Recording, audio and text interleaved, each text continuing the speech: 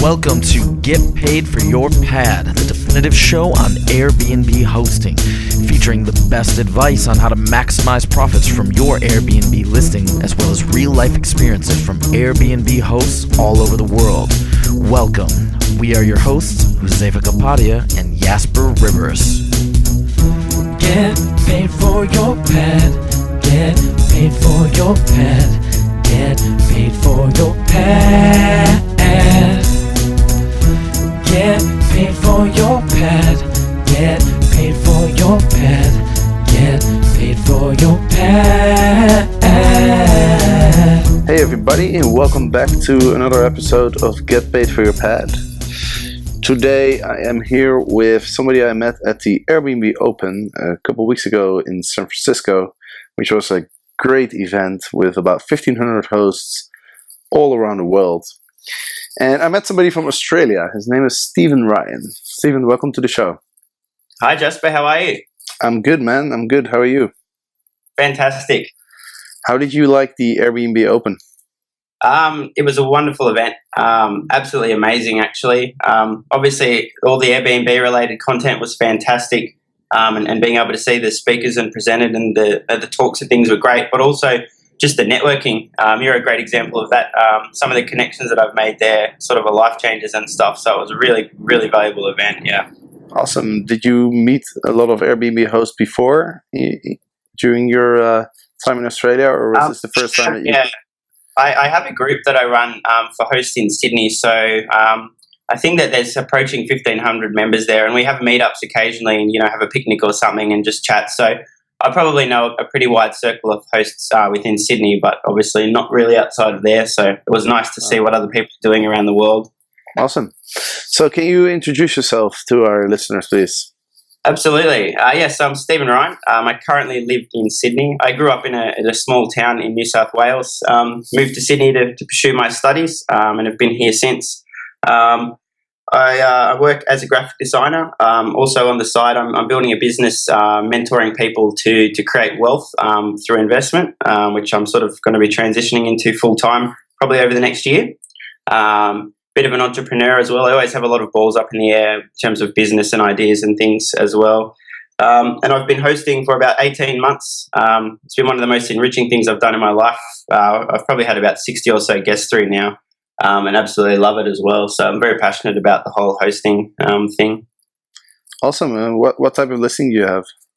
I have a one-bedroom apartment which has 3 different options for people to stay. Very rarely I offer the entire apartment for people when I'm away, but ordinarily my main guests either choose to sleep in my lounge room on my couch or in my bedroom, and I sleep on the couch, which is actually a bit of fun for me to camp out in the lounge room. And I find that I have a really interesting flow of people coming through all sorts of different backgrounds there too. You'll be surprised the kind of people that are only spending a few dollars to sleep on a couch. I've had a lot of people that have been performing, like say at the Opera House, for example, and another person coming to Sydney to sell a startup for a very large sum, which they successfully did as well. So I get just such an interesting stream of people coming through from the shared hosting. That's my big preference. I really enjoy the experience of interacting with the hosts. Awesome. And how do you do this? Do you have 2 listings? Like you put your I have your 3 couch? totally separate listings. Yeah, they're all for the same property, but they're just listed based on the criteria. So one's ticked as a private room, one's as a shared room, and one's as an entire apartment. Okay. So you have 3 listings up there, and then how do you manage that in terms of like synchronizing? Yeah, unfortunately at the moment I just have to do that manually, so I just have to be mindful whenever I take a booking on one of the listings to automatically block the calendar for the same period for the other 2. So yeah, just have to manually handle it for now. So that may be an interesting feature for the future for people who are doing something like you, where you have where you can have a shared calendar over multiple listings. Yep. I think so. I think that's a feature that a few people have spoken to Airbnb about. I heard at the Open those questions coming up. But I guess it's obviously they're trying to keep their user interface very simple and straightforward. And so every time they consider adding a new level of complexity, they really think about it for a while first. But they know that it's something that a few hosts would find very useful. Yeah. And they've recently rolled out a bunch of new features that they announced at the Airbnb Open. They have, But I think are those live in Australia yet? I don't know if they're live to the public because we were given early access, I guess, to the dashboard and those sorts of things. So I couldn't tell you from an outside perspective, but they're certainly live for me, and it's a nice sort of change to the whole way that works. Makes things a bit easier and clearer. Yeah, definitely. I think they made a lot of improvements. Yeah. So especially to the calendar. Oh, absolutely. A lot of extra options. So yeah, for those who don't see that yet, that's all gonna be coming out soon. And there's also they give you a lot of information about demand and suggestions for pricing. Have you experienced? Have you used that a lot so far? Or? I have looked at that stuff, but to be honest, the pricing recommendations are still a bit out of whack at the moment. I guess for me in Sydney, where I'm located, the recommended pricing is a lot higher than is reasonable for my area. So there's still some work for them to do there, I think. But it's probably more useful for some hosts in other areas where it's a bit more accurate, I think. Right. Yeah, and have you heard of Beyond Pricing? No, I haven't. Okay, because they're a company who provides pricing, automated pricing for listings, but they're only live in the US now. I think that I may have heard them mentioned at the Open in passing, but didn't hold on to the actual business name. Okay. So yeah, I've talked to the people from Beyond Listing, checked out the algorithm. Yep. I think it's really good, but it's not live in Amsterdam yet either, so I'm not using it. Yeah. But awesome, man. So you've had pretty good experiences, huh, with Airbnb in general? Most definitely, yeah, absolutely. And how did you get to start with Airbnb? I was actually doing a 10-day Vipassana meditation course, which meant I was out of my home for 10 or 11 days. And I decided I'd try and see if I could, rent my place out while I was away. And next thing you know, I had a listing on Airbnb, which was booked for the whole time I was away within 24 hours. Oh, wow. And when I returned, I had still had my listing online and was getting inquiries just for the whole apartment, and realised that wasn't going to work because I would need to be able to find somewhere to stay for myself on short notice, but thought about just renting out the couch or my room. So I added those options, and from there I just had a constant flow of inquiries. I sort of got in at the right time with the right pricing and had some good reviews initially to just get some momentum, and from there things just kept flowing. So it's been pretty busy in the 18 or 19 or so months since I initially got started. Oh, awesome, man. What did you do? You did a 10-day meditation course? Yeah, Vipassana meditation, mindfulness meditation. So I practice meditation most days, and that's just a really intensive course where you sit from about 4:35 in the morning until essentially 9:30 at night, with a few quick breaks for meals in between, with your eyes closed, and just focus on all sorts of things that are arising at the moment, sensations, physical things, and sounds and all that sort of stuff. It's very very challenging experience, but it's well worth doing, I think. Wow. What are some of the benefits that you get from that? There's a slew of benefits. I think the main benefits for me is that it gives you a sort of an internal stillness and an equanimity towards things that happen and arise. So rather than kind of getting buffeted around by changes in your situation and emotions and those kinds of things, you're able to sort of take a step back and just see things as simply being, rather than as positive or negative, which can give you a really good tool to move through life without sort of fear and worry and concern about things, and also just gives you a tool with which you can find complete and utter contentment and well-being in every single moment, no matter what's going on, where you are. Literally just close your eyes and tune into the physical sensations arising in your body, and you find yourself in just a place of stillness. It's really really powerful tool, but it does take a lot of digging to really get any significant rewards from, hence the 10-day course. Oh, wow. That's a long time. You do it the whole day. It's more than 100 hours jam-packed into a very short period of time, which is a pretty significant undertaking, but it sharpens your lens of observation so much that the depth with which your meditation practice can find its way after that is a whole new level. So it's really powerful. Interesting. Mhm. Do you have any funny stories about Airbnb hosts of Airbnb guests that you had? I suppose I have a few funny stories. Probably not too many I will be able to share publicly. But I have had some really interesting people that have come through my listing. I think one of the most interesting was a 59-year-old woman who was, I think I mentioned earlier, was performing at the Sydney Opera House. And she was one of the most unique people I've ever met in my life. She was so bright and bubbly and energized and alive.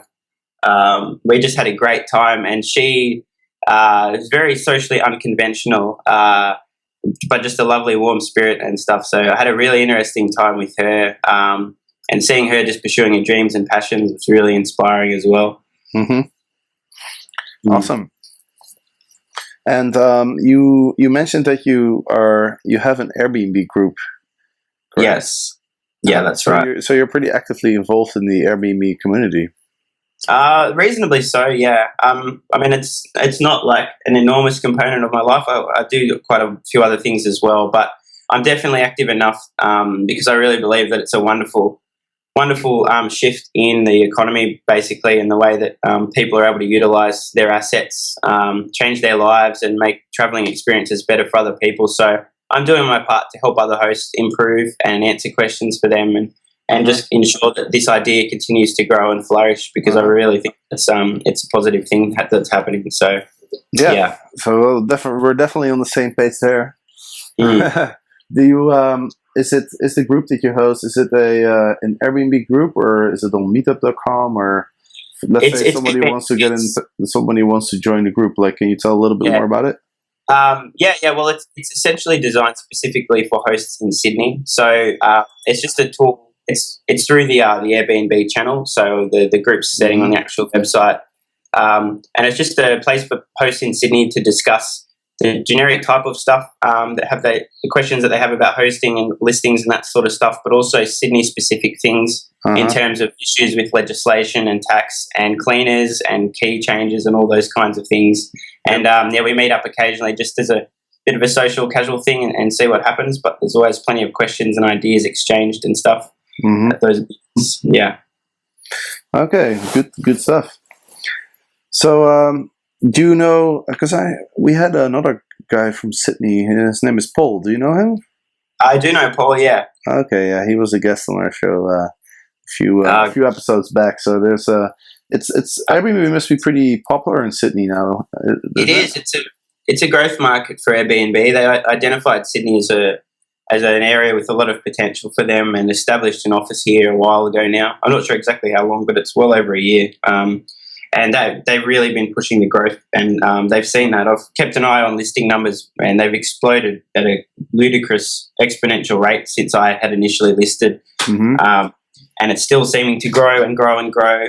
Sydney's obviously an international destination, and the way our hotels are clustered at the moment is over a very small area in an extremely expensive pockets of Sydney, basically. So Airbnb is allowing people who are traveling here to get and stay for a much more economical amount in areas that are more convenient to where they want to be. So there seems to be a huge amount of demand that's being absorbed by all the listings and stuff. So I imagine it's going to keep growing for some time, a pretty good rate, because, like I said, there's a lot of people that are traveling to Sydney in a year looking for places, and Airbnb is a good option for a lot of them.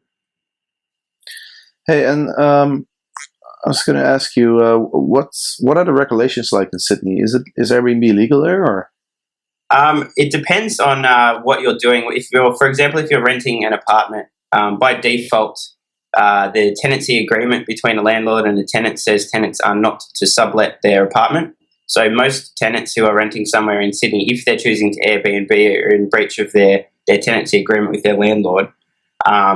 But that said, I am a landlord. I have a few investment properties as well, and I've actually had tenants of mine ask me through Airbnb, believe it or not, through my listing, whether or not they were able to list their own place on Airbnb, one of their spare rooms. And of course I said yes. I think it's a wonderful thing for them to do, and it will also generate some extra income for them, which means that they'll be able to stay in a nice apartment through a few rent rises as well. And so it's just a matter of getting direct consent from your landlord or your property manager to change that clause, basically. And outside of that, if you're a property owner, most councils in Sydney aren't particularly worried about people letting out a spare room or something like that in their apartment. But if there's a noise complaint or something like that in the wrong area, that's when a council will sort of move in and sort of have something to say about what people are doing with the short stay accommodation. There's a few pockets that have been particularly tough on hosts, like a few certain areas, but most councils seem to be fairly supportive, neutral, or just turning a blind eye at the moment until legislation catches up with what's going on. So, yeah, it's certainly not like a New York type of scenario where there are major issues there at the moment. And I think a lot of that has to do with just how astronomically expensive property is and accommodation in Sydney. It's just, it's opening the door, and I think that a lot of our councils are aware of a lot of the economic impacts and benefits of having people in their local communities rather than just cluster the CBD where most accommodation is. Yeah, and it's great for local businesses to it's fantastic. It's like you said, most cities, the hotels are pretty clustered around certain areas, and whereas Airbnb apartments are pretty well spread out through the city, I think. So absolutely. I think it's definitely good for the local businesses, and also because people don't have to spend so much money on accommodation. We were talking to Paul about this on the other episode, where if you're saving $100 a day on accommodation, then you're going to end up spending more money in the city, right? Yeah. Exactly. And that's going to be more evenly spread across smaller businesses and things rather than just a huge hotel chain. Exactly, Which is great. Yeah, I think a lot of our councils recognise that, which is a good thing. Yep, that's great. What is some advice that you can give to people who are looking to start on Airbnb? Like, how do you become successful so quickly, like you did? It all for me just comes down to having an understanding of business and people. It's very, very important to look at this as a customer-centric service. And by that I mean you really need to look after your guests and make sure they have a fantastic time. That's the core of it. And my real trick there is simply to exceed the expectations they arrive with. Because if people come and expect one thing and get more than they expected, they're going to be very happy. And it makes you feel good for going above and beyond too. So obviously, if you're a host that has a luxury penthouse, the expectations your guests arriving might have will differ dramatically to somebody who's paying $20 a night to sleep on your floor in your lounge room or something. But the trick really is just to go above and beyond. A few surprises here and there that were unexpected, or a free upgrade or something like that can make a huge difference. And obviously ensuring that your guests feel like you're there to help them as much as possible, whether you're sharing a place or hosting the entire apartment and are elsewhere, making sure that they feel that there's a line of contact there if they need anything at all and they don't feel uncomfortable to ask. If they feel like your number one mission is to make sure that they have a fantastic stay, they'll really feel appreciated and look after your place and be fairly trouble-free as well. So that's my big trick. And I guess for you, when somebody books your couch, it's easy to over-deliver by just offering them your bed. Exactly, which incidentally I do quite often. It's wonderful to do that, especially when somebody's just flown in internationally and they're tired and stuff. I want to get in and have a nice sleep, to just pop them into a nice quiet private room for them to have a sleep. And I sleep out on the couch. I do a fair bit of work and stuff too, so it's fine by me. I don't sleep a huge amount anyway, so it doesn't sort of matter where I am when my eyes are closed. I'm sleeping like anyone else anywhere. Hey, and do you always get the chance to check in your guests personally? Because it seems like you have a pretty busy life. So I do usually. Well, maybe not usually. At least probably half of the time. A lot of my guests though are able to check themselves in remotely, just with a lockbox and the key inside. So I have the options for both. Okay, that's very convenient. I think a lot of people are using the lockboxes and stuff. But how do you make sure when somebody checks in at a time when you're at work, to sort of still make them feel like you're personally welcoming them. I remember Paul was saying that he always drops by after work to say hello, or he gives them a call as soon as they arrive, or something like that. That's a similar strategy for me. I always try and meet my guests the day or night that they've checked in, after or before work if possible. And if not, a phone call on my lunch break or in the afternoon or something, just to check in and see that they're going okay. I also encourage guests before they arrive to drop me a text to let me know that they've checked in successfully, and if they have any questions, so I know that if they've got anything that I would, they want answered or need addressed or something, I can act on that fairly quickly. And often another strategy for me is just to, when I do sort of meet them, is to pop around with a little gift or something, a bottle of wine or some chocolates as well, just a nice unexpected surprise again while I meet them. I think building that rapport, like the face-to-face, is a really important step of making sure that they have a great time as well. So I always try and do that if I can. Very rarely am I out of the city completely and unable to at least pop by.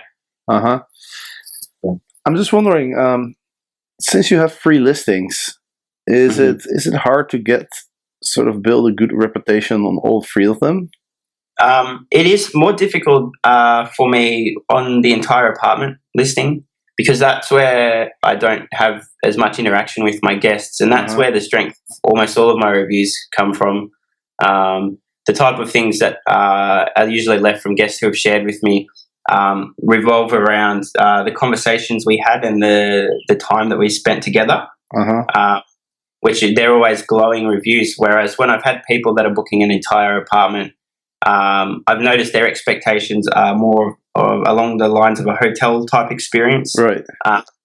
People wanting like super pampered pillows and those kinds of things, and little sort of containers of shampoo and that kind of stuff. So I think that my reviews definitely, the ratings and stuff that I'm getting overall, there's definitely a difference across the board. Whether it's the private room and the couch, it's usually consistently, perfect ratings or close to. Whole apartment though is a different kettle of fish. Having a different demographics usually booking that too. It's usually older couples who I think from their experience in traveling and staying in hotels for decades of their adult life are very different to somebody who's happily sharing a space with someone. Yeah. So it is difficult getting consistent reviews across the whole board and giving everyone a consistently good experience. Yeah, absolutely. I think that's totally true. Myself, I rent out my whole house, and I'm also not there because I'm always traveling. So that's obviously challenging to still build sort of that personal relationship with my guests, right? And very much so I do a lot of communication. I send a guidebook. I check in with them regularly, let them know how they can contact me, and also something new that I'm looking to do is to record a video message for them and just store it somewhere, maybe on YouTube or something, and then send them a link. One. That's a fantastic idea, actually. I think I might have to borrow that idea. It sounds like a great way to kind of almost have a meet and greet when you're not really there. Just add a bit of a personal touch. Exactly, yeah, and that's because that's what Airbnb I think is about. It's about that personal relationship, and it's about knowing the local who can give you advice, and that separates the Airbnb experience from a hotel experience. But I definitely think there are some people who kind of expect that hotel experience. I had one group of guests who actually left my apartment after one day, and they checked into the Marriott. Oh, really? Yeah. It's really the only bad experience I had. But the complaints were pretty small. I mean, I thought, and I was kind of shocked, because I already had like over 100 groups who were all happy. So, but anyway, I took his feedback as an opportunity to make some small improvements, even. So, in the end, I managed to turn it around and get something positive out of it.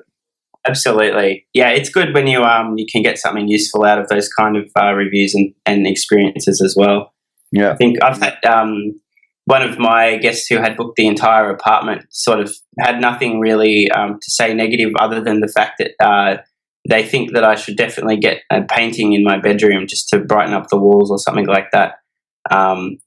And so I always take all that stuff on board. I haven't quite acted on that, but it was interesting hearing that for the first time, having had probably about 50 guests come through before. It never mentioned it. That was something that would have made their experience a bit better. Wow. So it's always good to hear. Yeah, it's interesting, huh? Because different people have different perspectives. Definitely, so it's good to get feedback from guests, and I actually always specifically ask for feedback. After my guests leave, I'll send them a goodbye message, and then I'll ask them like, "Hey, if there's anything you thought could have been improved, I would love to know it." Because guests, especially if they're happy and if they like you, they're not always very forward with their feedback. Yep, I found the same thing. I also ask very directly when guests have departed or are departing, just for that stuff, and really sometimes have to squeeze it out of them because a lot of people aren't comfortable, mentioning, the pillow could have been a bit softer or something like that. Yeah, exactly. But getting that feedback's invaluable because you can, put it back in and use it to make the experience for the next guest better, and it compounds when you ask enough guests how you can improve. You just have a much better listing overall if you integrate those suggestions. Mm-hmm. Have you ever stayed in an Airbnb apartment as a traveler? I have stayed at a few. After I had my very first guest and before I accepted any other listings, I decided to stay on an Airbnb in Sydney just for the experience, to see if I could pick up any ideas and things that I could use to improve my own listing. Mm-hmm. Which I did. The very first thing that I picked up was I was offered free coffee in the morning, which I hadn't really thought about, but it was a genius move. I ended up saying to that host I would happily sleep on a concrete floor if coffee's included in the morning, because I love a cup before I get going in the day. And if I hadn't have had that experience and sort of had a bit of an insight into how else a successful host was doing their listing, I think it would have meant that I didn't start on the front foot. I had a bit of catching up to do. So it was a really wise thing for me to do, to stay on there. I've since stayed in a few overseas as well, including in San Francisco, which again, it's useful to see things from the other perspective. I think as a host, if you haven't had that experience, you might be missing out on a few key insights and ideas that you won't sort of get from any other means. Awesome, man. Well, thank you so much for being a guest on the show. I appreciate your time and your sharing your story. Yeah. If people want to get in touch with you about the group that you're hosting in Sydney, how can they do that? The best way probably would be through my website, which is not directly related to Airbnb, but it's called Cosmos Wealth. That's COSMOS Wealth, WEALTH.com. There's a little contact form on there, and if they just pop in some info that they've come through Airbnb, I'll be able to get that inquiry and follow up and get some more contact details to them then. Just so you know, I'm always happy to talk to people about that stuff as well. And if they want to find their way through Airbnb through the groups section instead, they can look up the Sydney host community group. Currently, I think the membership's around 13 or 14 or 1,500 people. They can pop on there and find me as a group organizer and drop me a message directly on Airbnb if they'd like as well. I'm happy to chat there as well. Awesome. And we'll obviously, I'll put all these links in the show notes so people can look it up. And the show notes will be at getpaidforyourpad.com/podcast. And Excellent. then you just find the episode with Stephen. Great. Stephen, thank you so much for your time. It was a pleasure talking to you. Yeah, definitely. Good luck with your Airbnb hosting. Thanks so much. And to all the listeners, thank you for listening. And as always, every Monday and Thursday, there will be a fresh episode waiting for you. And if you do want to learn more about Airbnb hosting, you can, of course, check out our book, which is also called Get Paid for Your Pad. It's available on Amazon, on Kindle, or paperback version. And we also have a lot of resources, blog posts, other podcast episodes. You can get the first 3 chapters of the book for free if you go to getpaidforyourpad.com. Thanks, everybody, and we'll see you next time. Get paid for your pad. Get paid for your pad. Get paid for your pad.